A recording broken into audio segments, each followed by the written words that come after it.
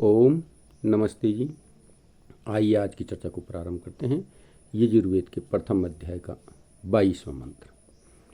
ओम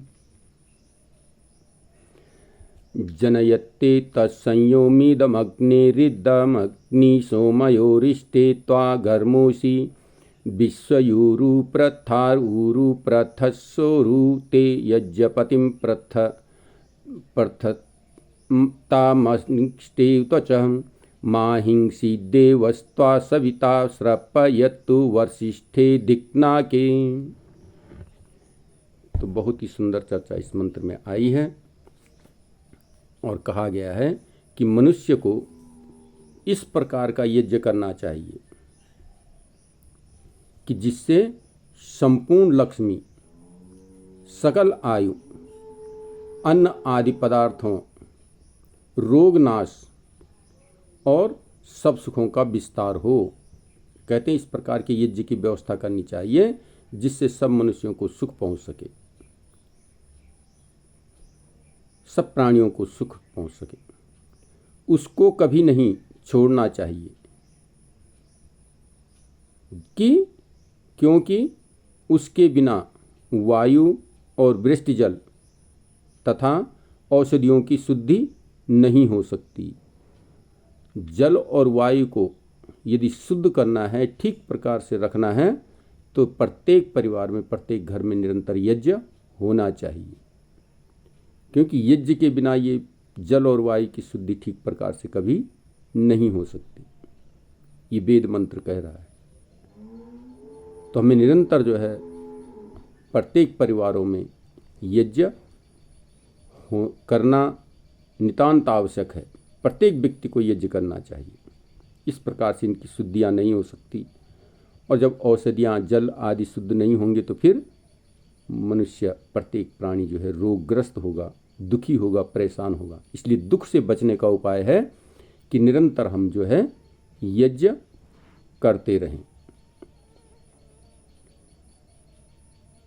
क्योंकि वायु और जल तथा औषधियों की शुद्धि नहीं हो सकती, और शुद्धि के बिना किसी प्राणी को अच्छे प्रकार सुख नहीं हो सकता।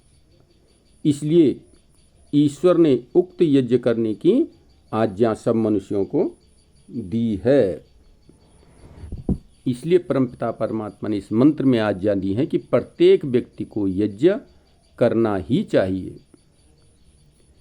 बगैर यज्ञ किए हुए जल, वायु, औषधियों आदि की शुद्धि नहीं हो सकती। क्योंकि यज्ञ के अंदर वो शक्ति, अग्नि के अंदर वो शक्ति है कि वो भेदन करके जो भी पदार्थ हम उसमें डालते हैं, पौष्टिक पदार्थों का सेवन हम यज्ञ में करते हैं, तो उन पौष्टिक पदार्थों को अग्नि छेदन और भेदन करके सूक्ष्म और अति सूक्ष्म रूप में परिवर्तित करके उसकी शक्ति को कई गुना बढ़ा करके इस वायुमंडल में फैलाता है, और उससे जो है वायु और जल की शुद्धि होती है। तो इसलिए जल और वायु की शुद्धि के लिए प्रत्येक परिवार का कर्तव्य है कि उसे यज्ञ करना चाहिए। क्योंकि जितनी भी दिन भर में हम वातावरण को दूषित करते हैं, अनेक प्रकार के अभक्ष्य पदार्थ, अपेय पदार्थ, जल आदि को जितना हम जो है निरंतर गंदा करते रहते हैं, वातावरण को दूषित करते रहते हैं सड़े गले पदार्थ डाल करके, तो उससे जो है उसको साफ करने का, उस वातावरण को शुद्ध करने का भी अधिकार उसी व्यक्ति का है। इसलिए प्रत्येक व्यक्ति को चाहिए कि निरंतर यज्ञ करता रहे।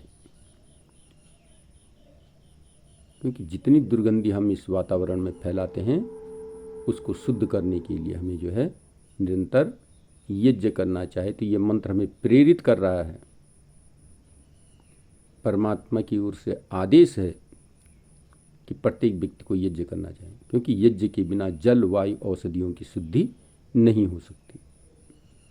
तो इसलिए इनको शुद्ध रखना है, अपने आप को स्वस्थ रखना है, तो निरंतर प्रत्येक व्यक्ति को यज्ञ करना चाहिए। तो आइए इस मंत्र से प्रेरित होकर के हम अपने जीवन को यज्ञमय बनाने का प्रयत्न करें। आइए आज की चर्चा को करते हैं। ओम